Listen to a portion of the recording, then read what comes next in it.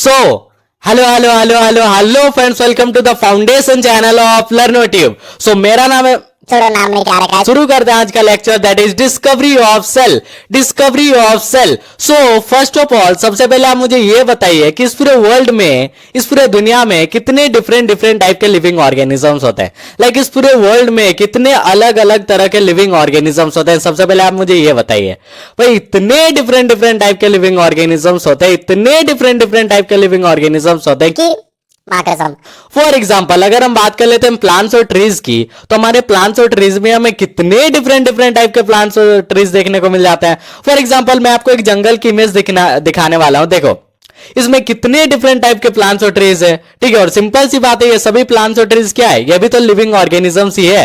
ये तो छोड़ो प्लांट्स और ट्रीज की बात, अगर हम बात कर ले तो हमारे एनिमल्स की, तो हमारे एनिमल्स में भी हमें कितने डिफरेंट टाइप के एनिमल्स देखने को मिल जाते हैं। फॉर एग्जाम्पल कुछ एनिमल्स होते हैं जो कि डोमेस्टिक होते हैं, जिसको कि हम अपने घरों में भी पालते हैं, जैसे हमारे कैट हो गए, हमारे डॉग हो गए, एंड एलिफेंट नहीं, कैट, डॉग एंड एटसेट्रा, ठीक है। और कुछ एनिमल्स होते हैं जो कि विल्ड एनिमल, आई मीन जंगलों में दिखाई देते हैं, जिसको कि हम विल्ड एनिमल भी कहते हैं, जैसे हमारे लायन हो गए, हमारे टाइगर हो गए, ठीक है। तो देखो लिविंग ऑर्गेनिजम्स की बहुत बड़ी वेराइटीज है, फॉर एग्जांपल हमारे बर्ड्स हो गए, इंसेक्ट हो गए, ठीक है। एक हैरानी की बात बताऊं, अभी इस टाइम पे आप जिस रूम में बैठे हो ना, आपके सामने मिलियन नहीं, बिलियन नहीं, बल्कि ट्रिलियंस ऑफ लिविंग ऑर्गेनिजम्स है। अब कुछ लोग बोलेंगे भाई मैं तो अपने घर पे अकेला बैठा हूँ, फिर इतने सारे लिविंग ऑर्गेनिजम्स कहां से। अरे आप जिस जगह पे बैठे हो, आपके उस एक्सटर्नल एनवायरनमेंट में मिलियन नहीं, बिलियन नहीं, बल्कि trillions of micro organism present है। और सिंपल सी बात है, माइक्रो ऑर्गेनिजम्स क्या है, ये भी तो लिविंग ऑर्गेनिजम्स ही है। तो कंक्लूजन क्या निकलता है कि आप जहां नजर दौड़ाओगे, आप जहां देखोगे, वहां पे आपको लिविंग ऑर्गेनिजम्स की कोई ना कोई वेराइटीज तो दिखी जाएगी, आपको लिविंग ऑर्गेनिजम्स की कोई ना कोई वेराइटीज तो दिखी जाएगी, ठीक है। अब देखो, अब मैं आपको एक कंपैरिजन करने वाला हूं, एक मस्कीटो का और एक एलिफेंट का, ठीक है। आप कंपैरिजन करके बताओ कि इन दोनों में क्या डिफरेंस है। भाई सबसे पहले, एक मस्कीटो का शेप कहां इतना सा होता है, और एक एलिफेंट का शेप इतना बड़ा, साइज इतना बड़ा होता है, ठीक है। यानी सभी लिविंग ऑर्गेनिजम्स का जो शेप होता है, जो साइज होता है, वो भी डिफरेंट होता है। सिंपल सी बात है, सभी लिविंग ऑर्गेनिजम्स का जो साइज होता है, जो शेप होता है, वो भी डिफरेंट होता है। और एक मस्कीटो का फूड डिफरेंट होता है और एलिफेंट का भी फूड डिफरेंट होता है। यानी कि जितने भी लिविंग ऑर्गेनिजम्स होते हैं, उनका जो फूड हैबिट होता है वो भी डिफरेंट होता है, ठीक है।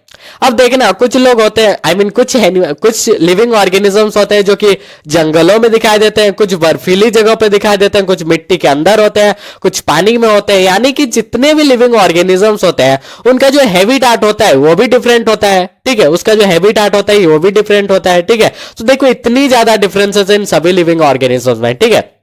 अब देखो, कुछ लिविंग ऑर्गेनिजम्स होते हैं जो कि 100 साल तक, 110 साल तक जी लेते हैं आराम से, ठीक है। और कुछ लिविंग ऑर्गेनिजम्स होते हैं जिसका 5 से 10 दिन में उसका राम राम सत्य हो जाता है।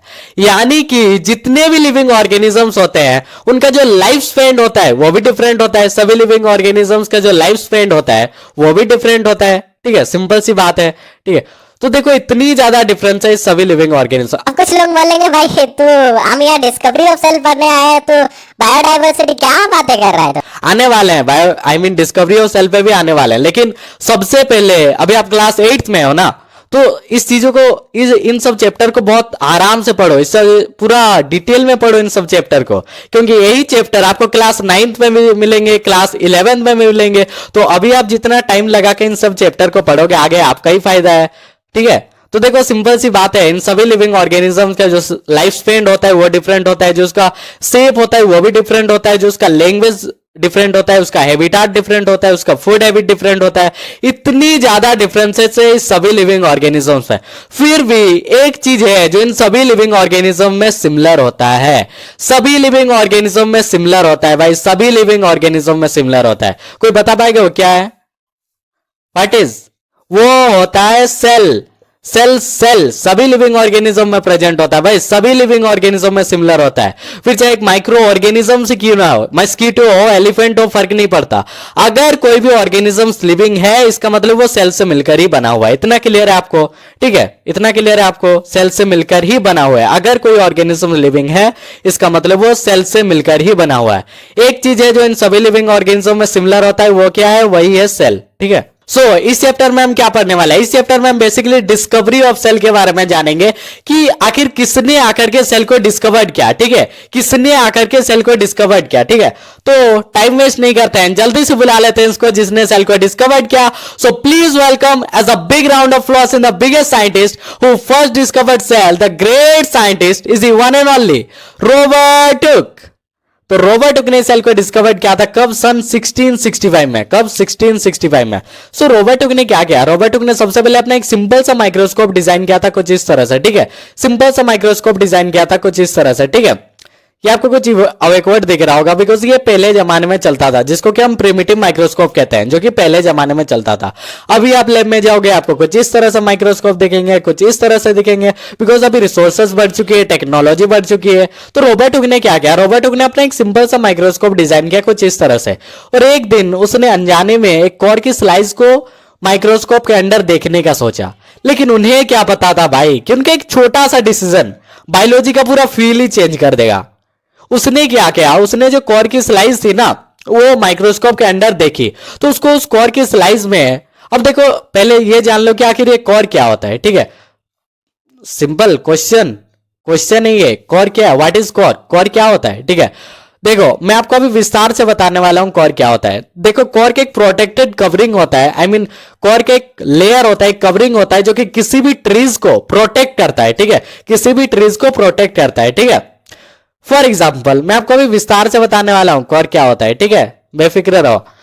फॉर एग्जाम्पल हमारे बॉडी के अंदर जो इनर ऑर्गेनल्स होते हैं, जो सॉफ्ट टिश्यूज होते हैं, उसको इस एक्सटर्नल एनवायरनमेंट से प्रोटेक्ट करने के लिए, जैसे हमारे ऊपर एक स्किन दी होती है ना, जो कि हमें प्रोटेक्ट करता है, ठीक इसी तरह से जो प्लांट्स होते हैं ना, छोटे प्लांट्स, उस प्लांट्स को भी इस एक्सटर्नल एनवायरनमेंट से प्रोटेक्ट करने के लिए उसके ऊपर भी एक स्किन दिया होता है। और उसी स्किन को हम क्या कह देते हैं? उसी स्किन को हम कह देते हैं एपिडर्मस। एपिडर्मस क्या है? एक प्रोटेक्टेड कवरिंग है जो कि किसी भी प्लांट्स को प्रोटेक्ट करता है, और ये एपिडर्मस रूट को छोड़ के, प्लांट्स के रूट को छोड़ के पूरे बॉडी में प्रेजेंट होता है, ठीक है। ये एपिडर्मस क्या है? एक प्रोटेक्टेड कवरिंग है जो कि किसी भी प्लांट्स को प्रोटेक्ट करता है, ठीक है। और जब एक छोटा सा प्लांट एक बहुत बड़े ट्री में कन्वर्ट हो जाता है ना, जब एक छोटा सा प्लांट जब ये ग्रो करता है, इसका ग्रोथ होता है, ग्रो करके करके एक बहुत बड़े ट्री में कन्वर्ट हो जाता है ना, तो ये जो एपिडर्मस है ना, ये चेंज हो जाता है। किसमें चेंज हो जाता है? ये एपिडर्मस चेंज हो जाता है मेरिस्टीम में। किसमें चेंज हो जाता है? मेरिस्टीम में। ये मेरिस्टीम क्या है? ये भी एक प्रोटेक्टेड कवरिंग है जो कि किसी भी ट्रीज को प्रोटेक्ट करता है, ठीक है। मतलब कि एक छोटे से प्लांट्स को प्रोटेक्ट करने के लिए उसमें होता है एपिडर्मस, जो कि उसे प्रोटेक्ट करता है। और जब एक छोटा सा प्लांट एक बहुत बड़े ट्री में कन्वर्ट हो जाता है, तो इस बहुत बड़े ट्री को प्रोटेक्ट करने के लिए उसमें होता है मेरिस्टीम। और ये मेरिस्टीम ही हम बोलते हैं कि कुछ लेयर बना देती है, और इसी लेयर को हम क्या कह देते हैं? इसी लेयर को हम कह देते हैं कॉर्क, ठीक है। इतना सिंपल है कॉर्क को। अभी आपको अगर कोई पूछे कि कोर क्या है, तो कोर एक प्रोटेक्टेड कवरिंग है जो कि किसी भी ट्रीज को फॉर एग्जांपल हम लोग घर किस लिए बनाते हैं? आई मीन हम लोग जो ह्यूमन बींग्स, हम लोग घर किस लिए बनाते हैं? ताकि बाहर के अनफेवरेबल वेदर कंडीशन से हमें प्रोटेक्ट करे, ठीक है, घर हमें प्रोटेक्ट करे। ठीक उसी तरह से ट्रीज को भी प्रोटेक्ट करने के लिए ट्रीज को भी प्रोटेक्ट करने के लिए उसके ऊपर भी हमारे मदर नेचर ने एक प्रोटेक्टेड कवरिंग दिया है जो कि उसको प्रोटेक्ट करता है इस एक्सटर्नल एनवायरनमेंट से, ठीक है।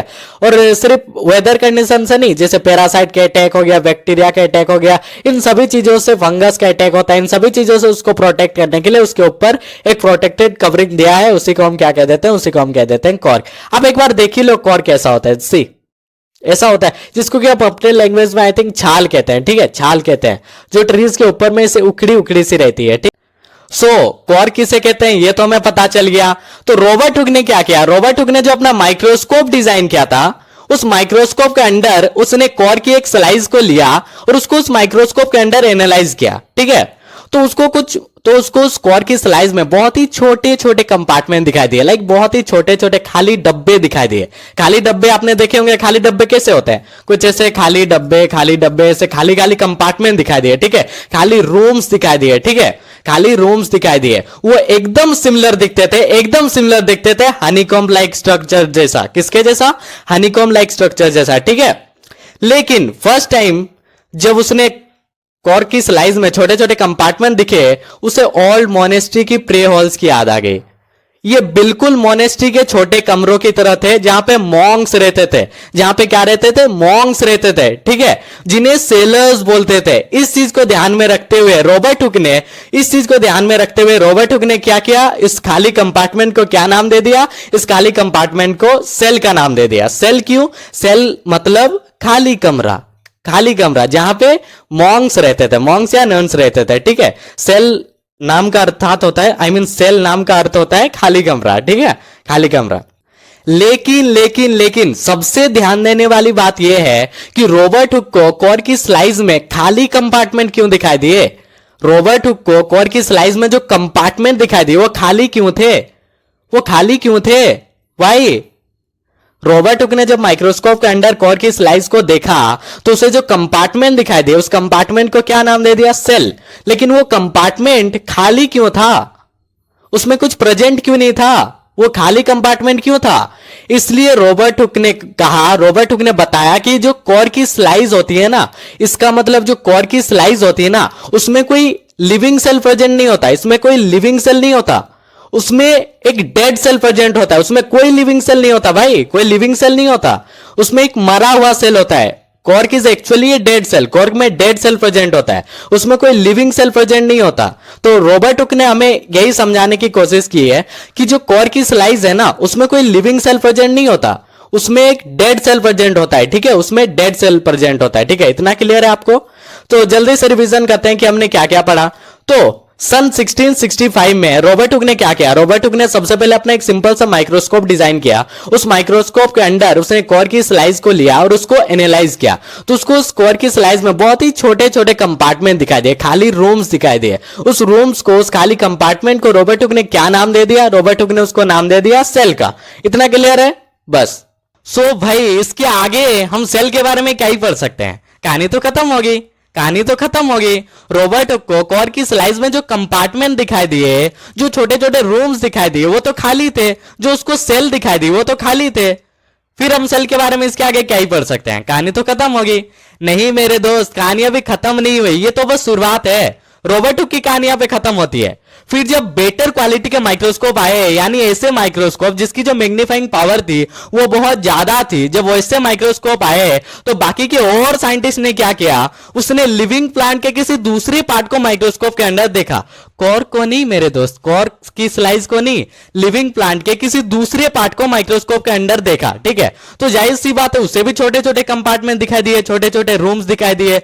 लेकिन सबसे ध्यान देने वाली बात यह है कि इस टाइम पे वो जो कंपार्टमेंट थे ना, वो खाली नहीं थे, उसके अंदर कुछ कुछ प्रेजेंट था। जो सेल दिखाई दिए ना, वो खाली नहीं थे, उसके अंदर बहुत कुछ चीजें थी, बहुत कुछ चीजें प्रेजेंट थी, बहुत कुछ कंटेंट था, बहुत कुछ स्ट्रक्चर थे। और उसी स्ट्रक्चर को हम क्या कहते हैं? उसी स्ट्रक्चर को हम कहते हैं सेल ऑर्गेनल्स। क्या कहते हैं? सेल ऑर्गेनल्स कहते हैं, जो कि सेल के अंदर प्रेजेंट होता है। बहुत कुछ चीजें थी। इन सभी सेल ऑर्गेनल्स के बारे में हम नेक्स्ट लेक्चर में डिटेल में बात करेंगे। इस लेक्चर में सिर्फ डिस्कवरी ऑफ सेल के बारे में बात करेंगे, ठीक है। सो मेरे दोस्त, आई थिंक टाइम हो गया एक और साइंटिस्ट को बुलाने का जिसने फर्स्ट टाइम एक लिविंग सेल की डिस्कवरी की थी, जिसने फर्स्ट टाइम एक लिविंग सेल को डिस्कवर किया था, ठीक है। तो टाइम वेस्ट नहीं करते हैं, जल्दी से बुला लेते हैं उसको भी। So please welcome as a big round of applause in the biggest scientist who discovered the first time living cell is the one and only A.V. Leeuwenhoek, that is Anton van Leeuwenhoek, Anton von Leeuwenhoek, ठीक है, Anton von Leeuwenhoek. He is the biggest scientist, he is the biggest botanist, he is the biggest, छोड़ो जाने दो यार, मैं क्या बोल रहा, एंटोन वैन लेवनहुक, ठीक है। तो इसने क्या किया? इसने सबसे पहले अपना एक सिंपल सा माइक्रोस्कोप डिजाइन किया था, ठीक है। तो इंप्रूव टाइप का माइक्रोस्कोप डिजाइन किया, ठीक है, इंप्रूव टाइप का माइक्रोस्कोप डिजाइन किया, ठीक है। और ये माना जाता है भाई कि ये जो माइक्रोस्कोप है ना, इसकी मैग्नीफाइंग पावर इतनी ज्यादा थी कि ये माना जाता है कि अभी के जितने भी मॉडर्न टाइप के माइक्रोस्कोप है ना, उन सबको कंपीट कर सकता है। अरे नहीं, कहां ये कंपीट कर सकता है। हालांकि इसकी मैग्नीफाइंग पावर बहुत ज्यादा आती है, लेकिन इतनी भी नहीं कि अभी के मॉडर्न टाइप के माइक्रोस्कोप को कंपीट कर सके, ठीक है। आप सिर्फ इतना जान लो कि एंटोन वॉन लेवनहुक ने अपने सिंपल सा माइक्रोस्कोप डिजाइन किया था, ठीक है, इंप्रूव टाइप का माइक्रोस्कोप डिजाइन किया था, और जिसकी मैग्नीफाइंग पावर बहुत ज्यादा थी, ठीक है। इतना क्लियर है, ठीक है। फिर तो इसी माइक्रोस्कोप के अंदर उसने फर्स्ट टाइम एक लिविंग सेल को डिस्कवर किया था, ठीक है। इसी माइक्रोस्कोप के अंदर इसने फर्स्ट टाइम एक लिविंग सेल को डिस्कवर किया था। एक लिविंग सेल को डिस्कवर किया था, और वो लिविंग सेल किसका था? वो बैक्टीरिया का था। किसका था? बैक्टीरिया का था, लाइक अलगाई प्रोटोजोआ, ठीक है, बैक्टीरिया का था। वो कब क्या था? सन 1674 में। कब क्या था? 1674 में, ठीक है, एक लिविंग सेल को डिस्कवर किया था। यानी एक डेड सेल को डिस्कवर करने वाले हमारे पहले साइंटिस्ट है is the one and only Robert hook, और एक लिविंग सेल को डिस्कवर करने वाले हमारे पहले साइंटिस्ट है is the one and only. फिर रात ढलती गई, शाम होती गई, सुबह होती गई। फिर सन 1838 में एक और साइंटिस्ट थे जिसने हमारी धरती पर कदम रखा, जिसका नाम क्या था? जिसका नाम था सिल्डन। क्या नाम था उसका? सिल्डन। इसका फंडा सिंपल है, इसने बस अपना एक सिंपल सा स्टेटमेंट दिया कि जितने भी प्लांट्स होते हैं ना हमारे, जितने भी हमारे प्लांट्स होते हैं ना, वो सभी सेल से मिलकर बने होते हैं। किससे मिलकर बने होते हैं? सेल से मिलकर। जितने भी हमारे प्लांट्स होते हैं वो सभी सेल से मिलकर बने होते हैं, और जो प्लांट्स के अंदर जो सेल होंगे उसे हम क्या कहेंगे? उसे हम प्लांट सेल कहेंगे। बस ये छोटा सा स्टेटमेंट दिया, ठीक है, किसने? सिल्डन ने, ठीक है। वही एक साल बाद यानी सन 1839 में, सन 1839 में एक और साइंटिस्ट आए जिसका नाम क्या था? जिसका नाम था स्वर्ण। इसका भी फंडा क्लियर है, इसने भी अपना एक सिंपल सा फंडा दिया। सिंपल सा इसका स्टेटमेंट था कि जितने भी एनिमल्स होते हैं ना हमारे, वो किससे मिलकर बने होते हैं? वो भी सेल से मिलकर बने होते हैं, और जो एनिमल्स में सेल होते हैं उसे हम क्या कहेंगे? उसे हमें एनिमल सेल कहेंगे, ठीक है। तो इन दोनों के इस स्टेटमेंट से एक जनरल थ्योरी निकल के आ जाती है जिसे हम सेल थ्योरी कहते हैं। क्या कहते हैं? सेल थ्योरी कहते हैं, ठीक है। क्या कहती है सेल थ्योरी? कि किसी भी ऑर्गेनिजम्स का, किसी भी लिविंग ऑर्गेनिजम्स का जो बेसिक स्ट्रक्चरल यूनिट होता है, जो बेसिक फंक्शनल यूनिट होता है, वो क्या है? वो एक सेल ही है। सेल से मिलकर ही सभी लिविंग ऑर्गेनिजम्स बनते हैं, ठीक है। यानी किसी भी लिविंग ऑर्गेनिजम्स का जो बेसिक स्ट्रक्चरल यूनिट होता है, जो बेसिक फंक्शनल यूनिट होता है, वो क्या है? वो एक सेल ही है। ये क्या है? ये एक सेल थ्योरी है। सेल थ्योरी कहां से बनी, कैसे आई? क्योंकि सिल्डन और स्वैन ने क्या बोल दिया था कि जितने भी प्लांट्स होते हैं ना, वो सभी सेल से मिलकर बने होते हैं, और जो प्लांट्स में सेल होते हैं उसे हम प्लांट सेल कहेंगे। और स्वान ने क्या बोला था कि जितने भी एनिमल्स होते हैं ना, वो भी सेल से मिलकर बने होते हैं, और जो एनिमल्स में सेल होंगे उसे हम क्या कहेंगे? एनिमल सेल कहेंगे, ठीक है। तो इसीलिए तो इन दोनों के स्टेटमेंट से ही ये थ्योरी बनी है, सेल थ्योरी, ठीक है। इतना क्लियर है? सो जल्दी से रिवीजन करते हैं कि हमने इस चैप्टर में क्या क्या पढ़ा, ठीक है। तो सन 1665 में एक साइंटिस्ट आए जिसका नाम क्या था? Robert Hooke. रॉबर्ट हुक ने क्या किया? रॉबर्ट हुक ने सबसे पहले अपना एक सिंपल सा माइक्रोस्कोप डिजाइन किया, ठीक है, जो कि प्रिमिटिव माइक्रोस्कोप जिसे हम कहते हैं, जो कि पुराने जमाने का था, ठीक है, जिसे हम प्रिमिटिव माइक्रोस्कोप कहते हैं। तो उसने क्या किया? उसने उस माइक्रोस्कोप के अंदर कॉर की एक स्लाइस को लिया। अब ये जान लो, ठीक है, कॉर क्या होता है? कॉर की एक प्रोटेक्टेड कवरिंग होता है, ठीक है, जो कि किसी भी ट्रीज को प्रोटेक्ट करता है, ठीक है। जब एक प्लांट छोटा होता है, ठीक है, तो उस छोटे से प्लांट्स को प्रोटेक्ट करने के लिए उसमें होता है एपिडर्मस, और जब एक छोटा सा प्लांट बहुत बड़े ट्री में कन्वर्ट हो जाता है ना, तो उस ट्री को प्रोटेक्ट करने के लिए उसमें होता है मेरिस्टीम, ठीक है। अब ये मेरिस्टीम ही ना कुछ लेयर बना देती है जिसे हम कोर कहते हैं। तो अभी तो आपको ये पता चल गया कि एक ट्री या फिर प्लांट किससे मिलकर बना होता है? सेल से मिलकर बना होता है। यानी जो एपिडर्मस है इसमें क्या है? इसमें भी सेल है, ये भी सेल से मिलकर बना है। और जब एक एपिडर्मस चेंज हो जाता है मेरिस्टीम में, तो मेरिस्टीम भी किससे बना है? ये भी सेल से मिलकर बना है। तो ये मेरिस्टीम भी सेल की कुछ लेयर बना देती है, ठीक है। मेरिस्टीम क्या करती है? सेल की कुछ लेयर बना देती है, और उसी लेयर को हम क्या कह देते हैं? उसी लेयर को हम कह देते हैं कॉर्क, ठीक है। सेल की कुछ लेयर बना देती है जिसे हम कहते हैं कॉर्क। तो इसी कॉर्क की एक पतली सी स्लाइस रॉबर्ट हुक ने निकाली और माइक्रोस्कोप के अंदर देखा, तो उसे दिखाई दिया कि जो कॉर्क की स्लाइस थी ना, ये इसमें डेड सेल होते हैं। कैसे उसको पता चला? क्योंकि उसने जब माइक्रोस्कोप के अंदर देखा ना, तो उसे जो कंपार्टमेंट दिखाई दिए, जो सेल दिखाई दी, वो खाली थे। इसलिए रॉबर्ट हुक ने बताया कि जो कॉर्क की स्लाइस होती है ना, उसमें डेड सेल होते हैं, ठीक है। रॉबर्ट हुक को भी ऐसे ही पता चला कि उसमें डेड सेल होते हैं, ठीक है। तो कॉर्क में डेड सेल होते हैं। तो सबसे बड़ा सवाल यह है कि कॉर्क में जो सेल होते हैं वो डेड कैसे हो जाते हैं, ठीक है। मैंने आपको बताया कि एपिडर्मस भी सेल से मिलकर बना होता है, मेरिस्टीम भी सेल से मिलकर बना होता है। तो मेरिस्टीम इस सेल की कुछ लेयर बना देती है जिसको हम कॉर्क कहते हैं, ठीक है। तो ये कॉर्क भी तो सेल से मिलकर बना है, तो इस कॉर्क के सेल डेड कैसे हो जाते हैं? क्योंकि इसमें केमिकल का डिपोजिशन होता है। कौन सा केमिकल? सुबेरिन। कौन सा केमिकल? सुबेरिन। इस सुबेरिन केमिकल का डिपोजिशन होता है। ये सुबेरिन क्या है? ये एक वाटरप्रूफ केमिकल सब्सटेंस है, ठीक है, जो कि ट्रीज से वाटर लॉस नहीं होने देता है, ठीक है।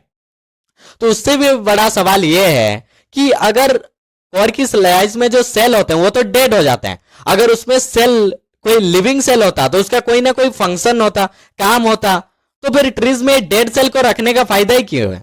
डेड सेल का थोड़ी कोई काम होता है। अगर सेल लिविंग होता तो उसका कोई ना कोई फंक्शंस होता, कोई ना कोई काम होता, ठीक है, जो कि ट्रीज में कोई ना कोई काम करता है, ठीक है। लेकिन उसके जो सेल होते हैं वो तो डेड होते हैं, फिर उसको ट्रीज में रखने का फायदा ही क्या है? बहुत बड़ा फायदा है भाई उसका, एक नहीं 10-10 फायदा है। क्योंकि एक कॉर्क जो होता है ना, वो एक ट्रीज को स्ट्रेंथ प्रोवाइड करता है, और वो उसके बाद वो प्रोटेक्टिव कवरिंग भी है, यानी प्रोटेक्ट भी करता है इस एक्सटर्नल एनवायरनमेंट से। जैसे पैरासाइट का अटैक होता है, ठीक है, फंगस का अटैक होता है, इन सभी से उसको प्रोटेक्ट भी करता है, ऊपर से एक ट्रीज को स्ट्रेंथ भी प्रोवाइड करता है, ठीक है। तो ये है कॉर्क, ठीक है। इतना क्लियर हो गया। कॉर्क में डेड सेल होते हैं, और ये सेल डेड कैसे हो जाते हैं? क्योंकि इसमें केमिकल का डिपोजिशन होता है। कौन सा केमिकल? सुबेरिन। सुबेरिन क्या है? एक सिंपल सी बात है, वाटर प्रूफ है, जो कि ट्रीज से वाटर लॉस नहीं होने देता है, ठीक है। इतना क्लियर है। अब देखो, अब आगे बढ़ते हैं, कहानी में आगे बढ़ते हैं, ठीक है। तो उसने क्या किया, कॉर्क के एक स्लाइस को देखा तो उसे कंपार्टमेंट दिखाई दिया, उस कंपार्टमेंट को सेल नाम दे दिया। इतना क्लियर है, हम सब पढ़ चुके हैं, एक रिवीजन कर रहे हैं, ठीक है। फिर सन 1674 में एक साइंटिस्ट आया जिसका नाम था क्या? एंटोन वॉन लेवनहुक, ठीक है। इसने क्या किया, इसने भी अपना एक माइक्रोस्कोप डिजाइन किया, ठीक है, और इसने फर्स्ट टाइम एक लिविंग सेल को डिस्कवर किया, ठीक है। फर्स्ट टाइम एक लिविंग सेल को डिस्कवर किया था। लिविंग सेल किसका था? बैक्टीरिया का था, ठीक है। लिविंग सेल किसका था? बैक्टीरिया का था। इतना क्लियर है। फिर सन 1832 में 1838 में एक और साइंटिस्ट आए जिसका नाम था सिल्डन। सिल्डन ने क्या कहा, इसका भी फंडा सिंपल है कि जितने भी लिविंग प्लांट्स है ना, वो सेल से मिलकर बने होते हैं, ठीक है। उसने बस इतना कहा। और प्लांट्स में जो सेल होते हैं उसको हम क्या कहेंगे? प्लांट सेल कहेंगे, ठीक है। और वही एक साल बाद एक और साइंटिस्ट आए जिसका नाम क्या था? जिसका नाम था सुअन। इसने क्या कहा कि जितने भी एनिमल्स होते हैं ना, वो भी सेल से मिलकर बने होते हैं, ठीक है। और जो एनिमल्स में सेल होंगे उसे हम एनिमल सेल कहेंगे। तो इन दोनों के स्टेटमेंट से एक जनरल थ्योरी निकल के आ गई, ठीक है। ये थ्योरी क्या कहती है कि जितने भी लिविंग ऑर्गेनिजम्स होते हैं उनका जो बेसिक यूनिट होता है, जो बेसिक स्ट्रक्चरल यूनिट होता है, जो बेसिक फंक्शनल यूनिट होता है, वो क्या होता है? वो एक सेल ही होता है, ठीक है। वो एक सेल ही होता है। तो यहाँ पे फाइनली हमारा लेक्चर खत्म होता है, that is discovery of cell, ठीक है। हमने बहुत कुछ पढ़ाई की भाई, इसमें बहुत कुछ पढ़ाई की। डिस्कवरी ऑफ सेल हमारा चैप्टर यहाँ पे खत्म होता है, ठीक है। अच्छा, एक और चीज, क्लास 8 का एग्जाम हुआ। आई थिंक जितने भी लोग ये वीडियो देख रहे हैं वो भी क्लास 8 के होंगे। तो क्लास 8 का एग्जाम हुआ, तो मैं पूछना चाहता हूँ कितने लोग हैं जो अपने रिजल्ट से बहुत ज्यादा दुखी है? जो कि अपने रिजल्ट से बहुत ज्यादा दुखी है, कितने लोग हैं ऐसा? कमेंट करियो जरा, ठीक है। भाई आपको ना एक सिंपल सी बेसिक सी चीज समझनी है कि जो 6, 7, 8 क्लास के जो एग्जाम होते हैं ना स्कूल के, ये सिर्फ आपके एक्सपीरियंस के लिए होते हैं, ताकि आप इस एग्जाम से कुछ सीख सको। इसलिए नहीं कि आप इसमें 100/100 मार्क लाओ, इसलिए नहीं होते एग्जाम। ये सिर्फ आपके सीखने के लिए होते हैं भाई, सिर्फ आपके सीखने के लिए होते हैं। This exams are only for your experiences, so that you can learn something from this exam, not because you bring 100/100 mark. ये आपका 100/100 मार्क लाने के लिए नहीं होते। ये एग्जाम सिर्फ आपके सीखने के लिए होते हैं। फॉर एग्जाम्पल, मान लो इस बार आपका 100 में से 30 मार्क आ गया, 100 में से 30 मार्क आ गया, तो अभी दुखी होने का कोई फायदा नहीं मेरे दोस्त, दुखी होने का कोई फायदा नहीं, कोई फायदा नहीं। अभी सिर्फ एक सिंपल सा काम करना, अपनी आंखें बंद करना और अपने आप से एक सिंपल सा क्वेश्चन करना कि आखिर इस बार मैंने ऐसी क्या गलती की थी कि मेरा 100 में से 30 मार्क आया? इस बार आखिर मैंने ऐसी क्या गलती की थी कि मेरा 100 में से 30 मार्क आया? क्या गलती की थी कि मैं स्टार्टिंग में नहीं पढ़ा था, या फिर मेरे साथ ये प्रॉब्लम्स हुई, मेरे साथ ये प्रॉब्लम्स हुई? उन सभी चीजों को अभी से एक्सपीरियंस करके रखो, क्योंकि आपका जो मेन एग्जाम होने वाला है यानी 10th के बोर्ड एग्जाम में, वहां पे आपको क्या क्या प्रॉब्लम फेस करनी पड़ेगी, उन सभी चीजों को अभी से एक्सपीरियंस करके रखो। इस 6, 7, 8 क्लास के एग्जाम से एक्सपीरियंस करके रखो, गलतियों से, ठीक है। यही चीजों से एक्सपीरियंस करना है भाई, ये 6, 7 क्लास के एग्जाम से एक्सपीरियंस करना है। क्योंकि जब भी आप बड़े हो जाओगे, जब किसी इंटरव्यूज में जाओगे, तो कोई आपसे ये नहीं पूछने वाला कि भाई तेरे 6, 7, 8 में कितने परसेंटेज आए थे। वो पूछ सकते हैं कि भाई तेरे 10th में कितने रिजल्ट आए थे। फिर और 10th में अच्छे रिजल्ट तभी ला पाओगे जब आप इस 6, 7, 8 में अपनी गलतियों को एक्सपीरियंस करोगे, तभी आप 10th में अच्छे मार्क ले आओगे। समझे? इस चीज को समझना है भाई, इस बेसिक चीज को समझना है। और एक फालतू एक सिंपल सा फंडा है जो कि किसी को क्लियर नहीं होता। एक सिंपल सा फंडा है, पता है वो क्या है? कि हर स्टूडेंट, वो स्टूडेंट जो बहुत अच्छा पढ़ते हैं ना, हर वो स्टूडेंट जो बहुत ही अच्छा पढ़ते हैं ना, जो अच्छे मार्क ले आते हैं ना, उसको हर लोग आके उसको मोटिवेट करते हैं, सब लोग आकर के उसको मोटिवेट करते हैं, सब लोग। लेकिन वो स्टूडेंट जो बहुत ही कम मार्क लेके आता है ना, उसको सब लोग आकर के डिमोटिवेट करते हैं, सब लोग आकर के डिमोटिवेट करते हैं भाई, सब लोग आकर के डिमोटिवेट करते हैं। यहाँ तक कि उसके पेरेंट्स भी उसको आकर के डिमोटिवेट करते हैं, उसके पेरेंट्स भी उसको आकर के डिमोटिवेट करते हैं मेरे दोस्त, उसके पेरेंट्स भी, क्योंकि पेरेंट्स हमेशा कंपैरिजन करते हैं रहते हैं, कहते हैं देख शर्मा जी का लड़का कितना परसेंटेज लेके आया 90%, और तू 30, सिर्फ 30% लेके आया, हाँ सिर्फ 30%। क्योंकि पेरेंट्स को लगता है कि अगर हम अपने लड़के को किसी दूसरे स्टूडेंट के साथ कंपेयर करेंगे तो ये नेक्स्ट टाइम उससे कॉम्पीट करके उसे बेटर मार्क लेके आएगा, जबकि ऐसा नहीं होता, ऐसा बिल्कुल नहीं होता मेरे दोस्त, ऐसा बिल्कुल भी नहीं होता। कंपैरिजन कभी नहीं करना चाहिए, उससे लड़का और भी ज्यादा डिमोटिवेट होते चले जाता है। कंपैरिजन कभी नहीं करना चाहिए मेरे दोस्त, कभी नहीं। वो आपको पता है कंपैरिजन क्यों नहीं करना चाहिए। अपने लड़के को एक बेसिक सी चीज बतानी है, अपने पास बुलाना है और एक सिंपल सा क्वेश्चन करो, अच्छा तेरे इस बार कितना परसेंटेज आए 100 में से? 30 मार्क। तो तू अभी मेरे सामने अपनी आंखें बंद कर और फ्लैशबैक में जा और सोच कि तूने इस बार क्या क्या गलती की थी कि तेरा 100 में से 30 मार्क आया। उस गलतियों के बारे में सोच कि तूने इस बार क्या क्या गलती की थी कि तेरा 100 में से 30 मार्क आया। उस गलतियों के बारे में सोच कि तू इतना घंटे मोबाइल देखता था, इतने ये करता था। उन सभी गलतियों को एक अपनी नोटबुक में लिख, उन सभी गलतियों को अपनी नोटबुक में लिख, और ये सेम गलती आने वाले एग्जाम में नहीं होनी चाहिए, ये सेम गलती नेक्स्ट एग्जाम में नहीं होनी चाहिए। उन सभी गलतियों के नोटबुक में लिख और ये सेम गलती नेक्स्ट एग्जाम में नहीं होनी चाहिए। बस इतना सा बोल दो, इतना सा तू कर लेगा ना, तू नेक्स्ट एग्जाम में फोड़ के रख देगा। बस ये बेसिक सी चीज समझानी है अपने लड़के को, ये बेसिक सी चीज समझानी है, ठीक है। अब आपके लड़के को, अब स्टूडेंट को बिल्कुल क्लियर हो गया कि आखिर मेरा क्यों 100 में से 30 मार्क आ गया, आखिर मेरी क्या गलती थी। उसको अपनी सारी गलतियां मालूम पड़ गई कि आखिर मेरी क्या गलती थी कि मेरा इतना परसेंटेज आया, और नेक्स्ट टाइम ऐसी क्या गलती नहीं करूंगा कि मेरे इससे बेटर मार्क ले आएंगे। उसे ये चीज बिल्कुल भी क्लियर होगी, ये चीज उसे बिल्कुल क्लियर होगी कि ऐसा क्या किया था मैंने इस बार कि मेरा इतना परसेंटेज आया, और ऐसा क्या नहीं करूंगा उस बार कि मेरे अच्छे मार्क आएंगे, कि मेरे बेटर मार्क आएंगे। ये चीज उसे बिल्कुल क्लियर होगी मेरे दोस्त, बिल्कुल क्लियर होगी। इसी चीज को समझाना है अपने लड़के को, ना कि कंपेयर करना है। इसी से कंपेयर मत करो, बस ये बेसिक सी चीज समझानी है, बेसिक सी चीज कि जो गलती इस बार तूने की है नेक्स्ट टाइम नहीं करना होनी चाहिए। जो भी गलती की थी उस गलतियों को नोटबुक में लिख, और ये सेम गलती आने वाले कल नहीं होनी चाहिए, आने वाले एग्जाम में नहीं होनी चाहिए। बस ये सिंपल सी चीज कहनी है अपने लड़के को। And I am only talking about the small exam, like 6, 7, 8 के जो छोटे मोटे एग्जाम होते हैं ना। I am not talking about any big exam like 10th board exam, right. Exam में स्टूडेंट की सबसे बड़ी प्रॉब्लम पता है क्या है? सबसे बड़ी प्रॉब्लम, वो कभी भी खुद के लिए मार्क नहीं लाते, खुद के लिए अच्छे परसेंटेज नहीं लाते, खुद के लिए अच्छे मार्क नहीं लाते। वो हमेशा दूसरों को दिखाने के लिए अच्छे मार्क लाते हैं, या फिर दूसरों को दिखाने के लिए अच्छे परसेंटेज लाते हैं। खुद के लिए नहीं लाते, दूसरों को दिखाने के लिए, या फिर अपने पेरेंट्स को दिखाने के लिए, या फिर दूसरों अपने रिलेटिव्स को दिखाने के लिए लाते हैं मार्क, खुद के लिए नहीं लाते। और यही वजह है उसकी चीटिंग करने की, क्योंकि उसके पेरेंट्स को अच्छे मार्क चाहिए। वो अच्छे मार्क लाने के लिए उसको चीटिंग भी करना पड़े, वो करेगा, वो करेगा, क्योंकि उसके अच्छे मार्क चाहिए मेरे दोस्त, उसको अच्छे मार्क चाहिए। मैं आज ये चीज कह देता हूं कि जिस दिन आपने अपने लिए पढ़ना शुरू कर दिया ना, उस दिन आपको ये चीटिंग करने का ख्याल भी नहीं आएगा। मेरे से लिखवा के रख लो, जिस दिन आप अपने लिए पढ़ना स्टार्ट कर दोगे ना, उस दिन आपको चीटिंग करने का ख्याल भी नहीं आएगा। मेरे से लिखवा के रख लो, क्योंकि जिस दिन आप खुद के लिए पढ़ना स्टार्ट कर दोगे ना, उस दिन दुनिया की कोई भी ताकत आपको रोक नहीं सकती, कोई भी ताकत नहीं। कौन रोकेगा भाई आपको? कौन रोकेगा? कौन रोकेगा? तो फाइनली खत्म होता है लेक्चर हमारा। यहाँ पे डिस्कवरी ऑफ सेल का जो लेक्चर था वो हमने कंप्लीट करवा दिया है, ठीक है। डिस्कवरी ऑफ सेल का जो हमारा चैप्टर था वो होता है फिनिश, ठीक है। इसको हमने कंप्लीट करवा दिया, तो ठीक है दोस्तों, हंसते रहना, मुस्कुराते रहना, चलता हूँ, दुआ में याद रखना।